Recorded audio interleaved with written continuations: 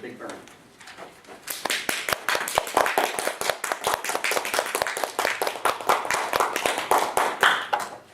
Fellow Toastmasters, imagine you are deep in the woods. There's smoke around. There's all kinds of fires. 1 to 3,000 little tiny fires. The woods are very dry. It's August. It's hot. And you've been fighting fire. You're thirsty. You're hot. You're tired. And then you hear this tremendous roar. And you see a wall of flame hundreds of feet high coming at you at about 50 miles an hour. What would you do? Would you run uphill? Would you run downhill? Would you find a creek and hide in the water? If you just stay where you are, you're going to burn to death. Or would you do what one firefighter did? Put his gun to his head and committed suicide because he was so afraid. I'm going to tell you about the story of 3 people in the Big Burn and what happened to them. The first was Pinky Adair. She was the son her father never had. He was a doctor, and he taught her to ride, to shoot, to hunt, to fish. And so naturally, she went way up in the wilderness and struck a claim for a piece of land in the Forest Service. Well, the forest ranger knew she was there and was a little bit worried about her, so he came by to check on her and encourage her to go to town. It's dangerous up here, Pinky. But she didn't want to leave, so he said, okay, I'll tell you what, why don't you come with me to the fire crew? I have a job for you. What's that? Well, you can help the cook. We'll even pay you. I said, okay. So she went there. There were 74 men she had to cook with only one other cook to help. And 60 of these were hard-looking guys. They turned out they were convicts that had been released from prison to fight the fires. She wasn't worried. She had a .38 on her hip.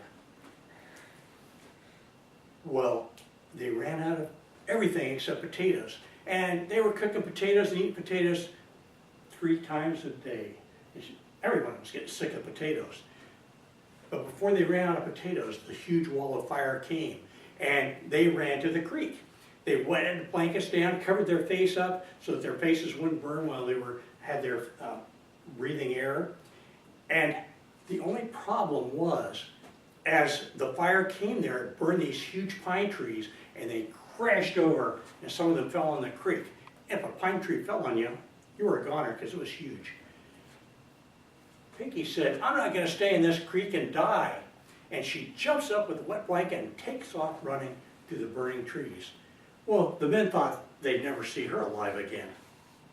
But she hiked 30 miles through the burning forest, got down to a little town. As she got there, there was a railroad was just chugging out of town. She stopped the engineer and said, can I somehow get on? I just hiked 30 miles. And he knew her family. So he said, I'll tell you what, Pinky, go down to the caboose, climb up on the roof and find something to hold on to, and we'll get you out of here. Sure enough, she made it. But the rest of her life, she never ate another potato. Ed Pulaski was in his 40s, knew the mountains well, had done all kinds of work around. Now he was a forest ranger, had a crew of 45 men. And again, they got trapped in the fire. No place to go. But he happened to remember a mine shaft.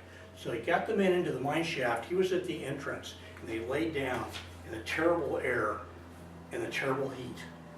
About midnight, one of the guys had enough.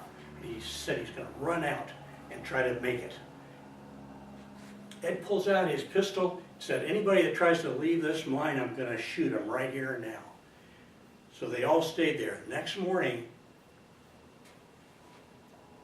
40 of them survived. 5 had died of the bad air. Ed himself, since he was at the entrance, was badly burned. He lost one eye and had very poor sight the rest of his life in the other eye. And the Forest Service kept him on as a ranger doing paperwork. But Ed still had an active mind, and so he invented a firefighting tool. And it's used by the Forest Service today. It's called a Pulaski. And it is a kind of a hoe on one side and an axe on the other to help build a fire line. And this is what it looks like. And this is what Ed looked like as well. But interestingly enough, the Forest Service refused to pay his medical bills or any of the people that were hospitalized from the fire. and they didn't do anything for anybody. But well, there was another guy, and he was just out of college, young Joe Halm. He was also a forest ranger, and he was famous throughout the state of Washington because he had kicked the winning field goal for Washington State against the hated Huskies. He was 65 miles from the nearest road or railroad, way up in the middle of nowhere with his crew. And when the fire came, they found a clear spot with no trees around, far enough away that they were able to survive. Well, when the fire was over, they were trying to find out how many people had died. It turned out that almost 100 people had died in the fire, most of them firefighters. 3 million acres had burned, almost the size of Connecticut. Tremendous amount of forest had burned down, enough timber to build Chicago. But nobody could find Joe and the crew. So they assumed after a few days and they didn't show up, they figured that they were dead. So they ran an obituary in all the papers. Even the New York Times had an obituary for poor old Joe that had burned up in the fire. Well, eventually they found their way down there. They had a hard time because the embers were so hot it burned out the soles of their shoes. They had no food, no water. But finally they made it down to safety.